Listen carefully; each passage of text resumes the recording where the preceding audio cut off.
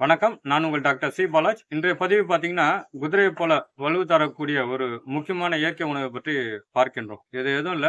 கொள்ளு பத்தி தான் நம்ப பார்க்க இருக்கின்றோம்.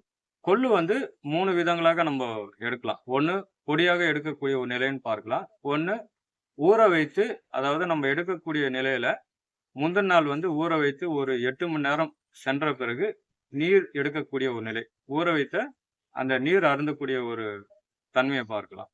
3வது நம்ம சுண்டல் எவ்வாறு செய்கின்றோமோ, அதே நிலையில இந்த கொள்ளு என்பது சமைத்து சாப்பிடலாம். தவறு என்பது கிடையாது. இது யார் எடுக்க வேண்டாம் அப்படி பார்க்கும் பொழுது, உடல் வெப்பம் அதிகமா இருக்கின்ற இது வந்து இயற்கையா பார்த்தீங்கன்னா, கொள்ளு வந்து உடம்ப வந்து சூடு வந்து அதிகப்படுத்தும். அதனால எனக்கு வந்து உடம்பு இயற்கையாவே வெப்பமா இருக்கின்ற ஒரு நிலையில, கொள்ளு எடுப்பதை தவிர்க்கப்பட வேண்டும். வாரத்துல ஒரு 3 நாட்கள் கொள்ளு எடுத்தால் போதும். பெண்கள பொறுத்தவரைக்கும் பார்த்தீங்கன்னா, அந்த மாதவிலக்கு ஏற்பட்ட தினங்கள்ல கொள்ளு எடுப்பதை தவிர்க்கப்பட வேண்டும். கன்சீவா இருக்கும் பொழுது கொள்ளு எடுக்க வேண்டாம். உடல்ல உங்களுக்கு வேற ஏதாவது உபாதைகள் இருந்தா, சர்ஜரி நடந்திருந்தா, டாக்டருடைய ஆலோசனை கேட்ட பிறகு கொள்ளு எடுப்பது நல்லது. இதோடைய மருத்துவ குணங்கள் பார்க்கும் பொழுது பார்த்தீங்கன்னா, உடல் பருமன் வந்து நல்லா குறையும்.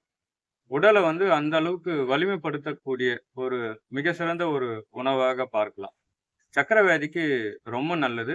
ரத்தத்தை வந்து சுத்திகரிப்பு செய்யக்கூடிய ஒரு மிக சிறந்த ஒரு ஆற்றல் உண்டு. இயற்கையாகவே இதற்கு. நீங்க ஊற வைத்து எடுக்கிறதா இருந்தா கொள்ள, நம்ம எடுப்பதற்கு முந்தின நாள் அ ஒரு கைப்பிடி அளவு எடுத்து, ஒரு அதாவது நீர்ல வந்து ஊற வைத்த பிறகு 8 மணி நேரம் கண்டிப்பா ஊறணும். மறுநாள் வந்து அந்த நீரை அருந்தலாம் போதும். கொள்ளு எடுக்க வேண்டாம். அந்த நீர மட்டும் தாராளமா எடுக்கலாம். இது கொழுப்பு வந்து அந்த அளவுக்கு குறைக்கக்கூடிய ஒரு நிலையா பார்க்கலாம். அதேபோல பொடியாகவும் செய்து சாப்பிடலாம். தவறு இல்ல. சுண்டலாகவும் எடுப்பது நம்ம சுண்டல் எப்படி சாப்பிடுறோமோ, அதே நிலையில கொள்ள வந்து சமைச்சு தாராளமா சாப்பிடலாம். நன்றி.